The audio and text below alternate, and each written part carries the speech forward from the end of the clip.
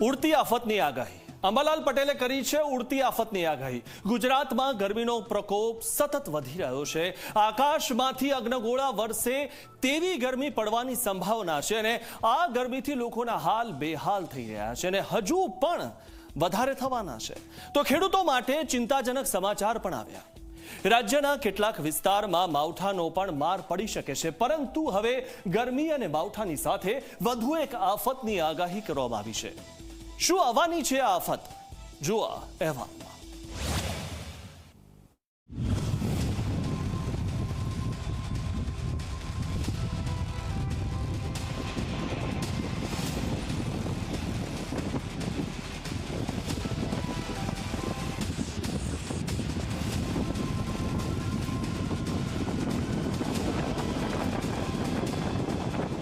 ગુજરાતના આકાશમાંથી વરસતી આગ, અગનભટ્ટી જેવા માહોલમાં શેકાતા લોકો, પરસેવાથી રેબઝેબ જનતા। ગરમીનો આ પ્રકોપ હજુ પણ વધવાનો છે। તો ક્યાંક ગરમીથી રાહત પણ ખેડૂતો માટે ચિંતાજનક માવઠું આવવાની આગાહી કરવામાં આવી છે। પરંતુ ગરમી અને માવઠાની સાથે વધુ એક ડરામણી આગાહીકાર અંબાલાલ પટેલે કરી છે। રાજ્યના વાતાવરણમાં જોરદાર પલટો જોવા મળશે અને ભારે પવન સાથે ધૂળની ડમરીઓ ઉડે તેવી આગાહી કરવામાં આવી છે। હવામાનમાં આશ્ચર્ય પડતો આવશે અને લગભગ કેટલાક ભાગમાં પવન સાથે અને કોઈ ભાગમાં ધૂળની ડમરી અને સામાન્ય ગાજવી સાથે છાંટા પડવાની શક્યતા રહે છે। જો કે આ લગભગ ગુજરાતના મહદ ભાગોમાં હવામાનમાં પડતો આવશે।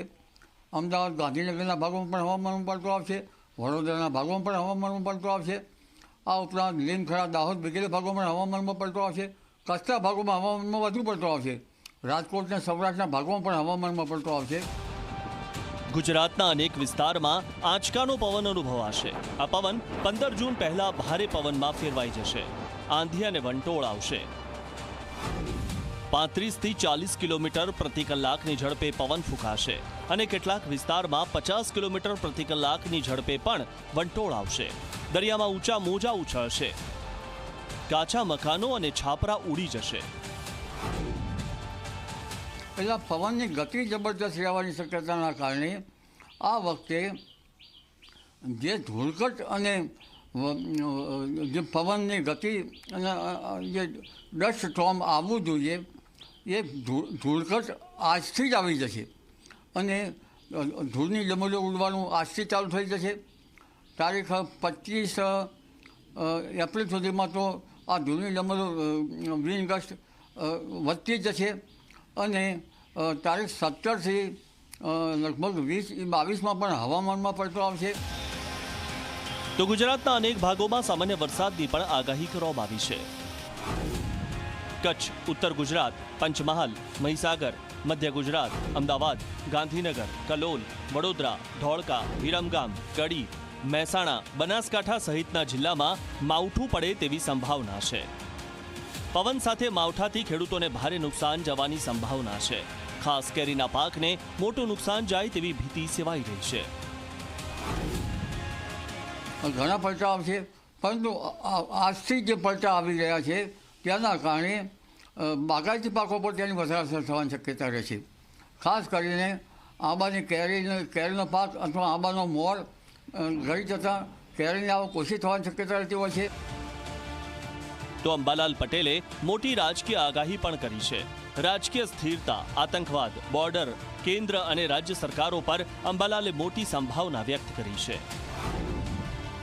ઉત્તર ભારતથી પૂર્વ ભારતના જે સીમાંત પ્રદેશો છે તેને પણ સાચવવા રહે છે, કારણ કે આતંકવાદી પ્રવૃત્તિ પણ વધશે અને ઘણા આતંકવાદી પરિબળો પકડાતા પણ જશે આ વખતે। એટલે છેક સુધી આતંકવાદી પ્રવૃત્તિઓ વધારે વધે। રાજ્ય સરકારમાં કંઈક નવીનતમ રચના જોવા મળે। જોકે અલબત્ત રાજ્ય સરકાર ચાલશે, એની સ્થિરતા અંગે તો બહુ જોખમ નથી, પરંતુ તેમાં પણ કંઈક નવીનતમ તો બાબતો બની શકશે। કેન્દ્ર સરકારમાં પણ નવીનતમ બાબતો બની શકવાની શક્યતા આ વખતે જણાઈ આવે છે। આગાહીકાર અંબાલાલ પટેલ આમ તો હવામાનની આગાહી માટે જાણીતા છે, પરંતુ આ વખતે તેમણે પોલિટિકલી પણ આગાહી કરી છે। હવે જોવાનું રહેશે કે તેમની આગાહી કેટલી સાચી સાબિત થાય છે। Bureau report, Zee media.